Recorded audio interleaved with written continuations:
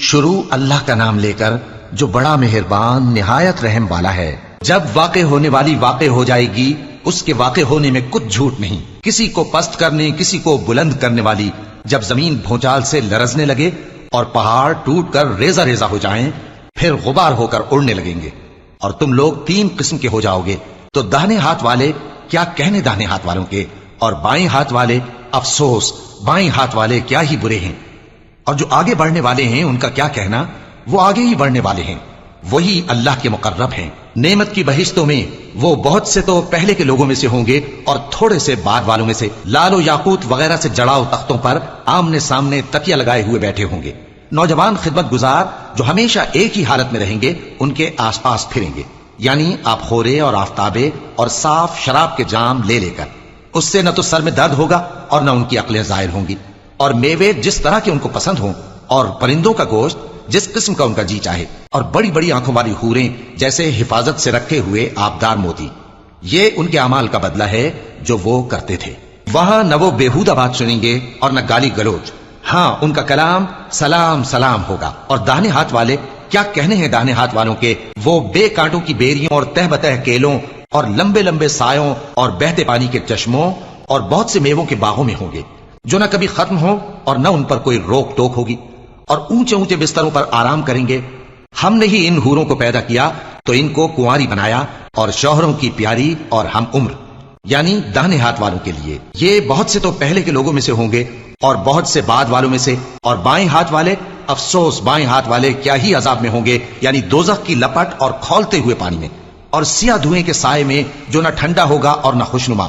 یہ لوگ اس سے پہلے عیش میں پڑے ہوئے تھے اور بڑے گناہ یعنی کفر پر اڑے ہوئے تھے، اور کہا کرتے تھے کہ بھلا جب ہم مر گئے اور مٹی ہو گئے اور ہڈیاں ہی ہڈیاں ہو گئے تو کیا ہمیں پھر اٹھنا ہوگا، اور کیا ہمارے اگلے باپ دادا کو بھی؟ کہہ دو کہ بے شک پہلے اور بعد والے سب ایک روز مقرر کے وقت پر جمع کیے جائیں گے۔ پھر تمہیں جھٹلانے والے گمراہ ہو، تھوہر کے درخت سے کھاؤ گے، پھر اسی سے پیٹ بھرو گے، پھر اس پر کھولتا ہوا پانی پیو گے، پھر پیو گے بھی اس طرح جیسے پیاسے اونٹ پیتے ہیں۔ انصاف کے دن یہ ان کی ضیافت ہوگی۔ ہم نے تم کو پہلی بار بھی تو پیدا کیا ہے، تو تم دوبارہ اٹھنے کو کیوں سچ نہیں سمجھتے؟ دیکھو تو کہ جس نطفے کو تم ڈالتے ہو، کیا تم اس سے انسان کو بناتے ہو یا ہم بناتے ہیں؟ ہم نے تمہارے لیے موت کو مقرر کر دیا ہے، اور ہم اس بات سے عاجز نہیں کہ تمہاری طرح کے اور لوگ تمہاری جگہ لے آئیں اور تم کو ایسے عالم میں جس کو تم نہیں جانتے پیدا کر دیں۔ اور تم نے پہلی پیدائش تو جان ہی لی ہے، پھر تم سوچتے کیوں نہیں؟ بھلا دیکھو تو کہ جو کچھ تم بوتے ہو تو کیا تم اسے اگاتے ہو یا ہم اگاتے ہیں؟ اگر ہم چاہیں تو اسے چورا چورا کر دیں، سو تم باتیں بناتے رہ جاؤ کہ ہائے ہم تو تاوان میں پھنس گئے، بلکہ ہم بے نصیب رہ گئے۔ بھلا دیکھو تو کہ جو پانی تم پیتے ہو، کیا تم نے اس کو بادل سے نازل کیا ہے یا ہم نازل کرتے ہیں؟ اگر ہم چاہیں تو ہم اسے کھاری کر دیں، پھر تم شکر کیوں نہیں کرتے؟ بھلا دیکھو تو جو آگ تم درخت سے نکالتے ہو، کیا تم نے اس کے درخت کو پیدا کیا ہے یا ہم پیدا کرتے ہیں؟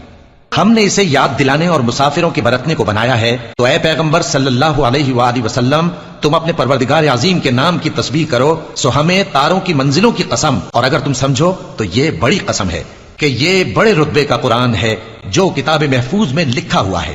اس کو وہی ہاتھ لگاتے ہیں جو پاک ہیں، یہ رب العالمین کی طرف سے اتارا گیا ہے۔